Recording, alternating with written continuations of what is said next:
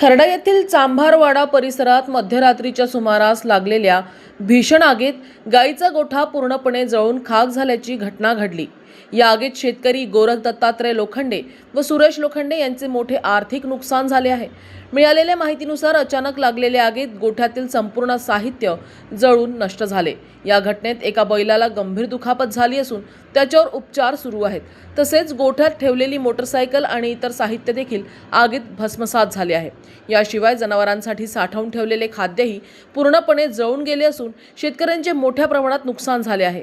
घटनेची माहिती मिळताच स्थानिक नागरिकांनी तातडीने घटनास्थळी धाव घेत आग आटोक्यात आणण्याचा प्रयत्न केला। दरम्यान या घटनेमुळे परिसरात हळहळ व्यक्त होत असून संबंधित शेतकऱ्यांना शासनाकडून तातडीने आर्थिक मदत व नुकसान भरपाई मिळावी अशी मागणी ग्रामस्थांकडून करण्यात येत आहे।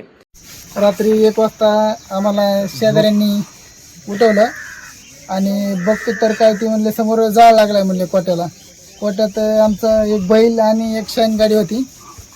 आम्ही उठून विझवण्याचा खूप प्रयत्न केला पण ती काय विझवता आलेला काय नाही का। आणि मग आधी गाडीचा स्फोट झाल्यामुळे आमच्या घराकडे सगळं पेट्रोल उडून आलं तर दरवाजा घराचा जळला। आम्हाला काही घरातनं बाहेर निघता आलेलं नाही। तसंच आम्ही कुठनं तरी बचाव केला। परत लवकर याची दक्षता घेऊन योग्य ती पंचनामा करावा। आम्ही गरीब कुटुंबातील आहोत। योग्य ती भरपाई आम्हाला द्यावी। न्यूज एक्सप्रेस करिता धनसिंग साळुंखे, खर्डा।